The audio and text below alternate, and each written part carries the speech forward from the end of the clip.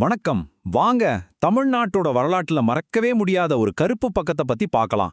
2004ல ஒரு பெரிய பேரழிவு நம்ம கடற்கரையே புரட்டி போட்டுச்சு.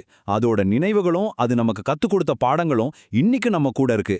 அந்த ஆழத்திலிருந்து வந்த எதிரொலிகளை பத்தி தான் நாம இப்ப பார்க்க போறோம். டிசம்பர் 26, 2004 இந்த தேதி நம்மள பலருக்கு இது ஒரு சாதாரண நாள் தான். ஆனா தமிழ்நாட்டோட கடற்கரையோரத்துல வாழ்ந்த ஆயிரக்கணக்கான மக்களுக்கு இந்த தேதி அவங்களோட வாழ்க்கையே தலைகீழா மாத்தின ஒரு நாள். மறக்கவே முடியாத ஒரு வடு. எல்லாம் எப்படி ஆரம்பிச்சது தெரியுமா? ரொம்ப ரொம்ப சாதாரணமான ஒரு ஞாயிற்றுக்கிழமை காலையில தான். கடற்கரையில ஒரு மாதிரி ஏமாத்துற மாதிரியான ஒரு அமைதி இருந்துச்சு.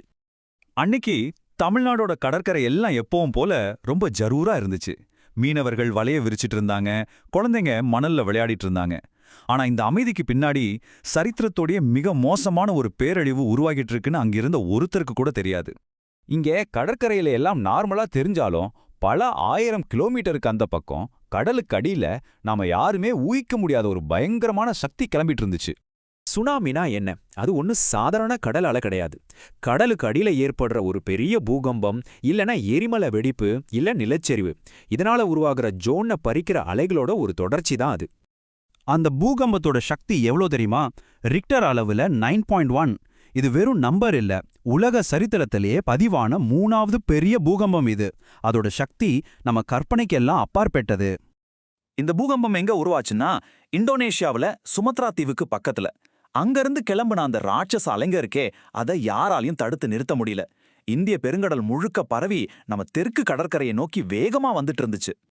அந்த ராட்சச அலைங்க கரையை தாக்குறதுக்கு கொஞ்ச நேரத்துக்கு முன்னாடி ஒரு ரொம்ப வித்தியாசமான நம்பவே முடியாத ஒரு விஷயம் நடந்துச்சு.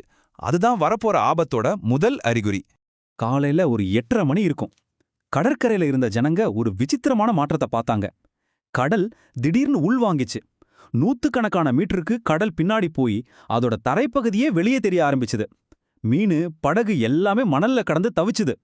இப்படி ஒரு அசாதாரணமான விஷயத்த பார்த்ததும் சில பேரு இது ஒரு அதிசயம்னு நினைச்சிட்டாங்க.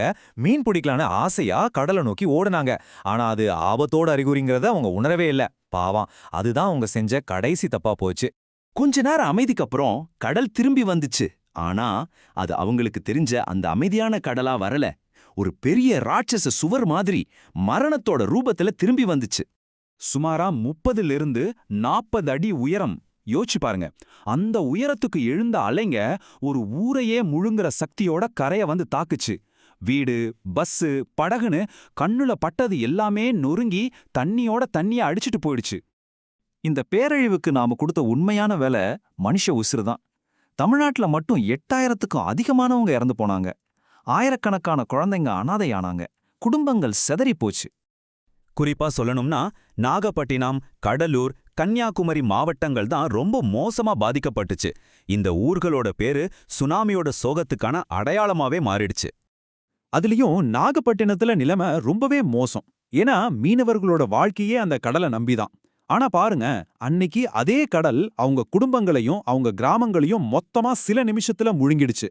வாழ்வழிச்ச கடலே உயிரையும் பறிச்சிடுச்சு. இவ்ளோ பெரிய அழிவுக்கு அப்புறம் மிச்சம் இருந்தது இடிபாடுகளும் தாங்க முடியாத துக்கமும் தான். ஆனா அந்த ஆழமான வலியில இருந்து நம்ம ரொம்ப முக்கியமான ஒரு பாடத்தை கத்துக்க வேண்டியிருந்துச்சு.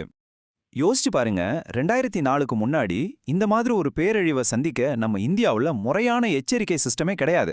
ஆனா அந்த துயரம் ஒரு பெரிய விழிப்புணர்வு ஏற்படுத்துச்சு. அதோட விளைவாதான் இந்திய சுனாமி முன்னெச்சரிக்கை மையம் ஆரம்பிச்சாங்க. இன்னைக்கு கடற்கரையோர மக்களுக்கு பாதுகாப்பு பயிற்சி கொடுக்கறாங்க, புது டெக்னாலஜியை யூஸ் பண்ணி அவங்கள பாதுகாக்கறாங்க. இது அந்த பேரழிவுக்கு நம்ம கொடுத்த விலைக்கு கிடைச்ச ஒரு பாடம். பாருங்க, 2004 சுனாமிங்கிறது வெறும் ஒரு சம்பவம் இல்ல, அது ஒரு வலி நிறைஞ்ச நினைவு சின்னம். இயற்கை நமக்கு கொடுத்த ஒரு ரொம்ப கடமையான வார்னிங். அன்னைக்கு நாம இழந்த ஆயிரக்கணக்கான உசுறுகளுக்கு நம்ம செய்யற உண்மையான மரியாதை என்னன்னா, இந்த மாதிரி ஒரு விஷயத்துக்கு எப்பவும் தயாரா ரொம்ப விழிப்பா இருக்கிறது தான். ஆனா கேள்வி என்னன்னா, இயற்கையோட அந்த எச்சரிக்கையை நம்ம உண்மையிலே காது கொடுத்து கேட்கிறோமா, இல்ல அதையும் மறந்துட்டு அடுத்த கட்டத்துக்கு போக தயாராகிட்டோமா?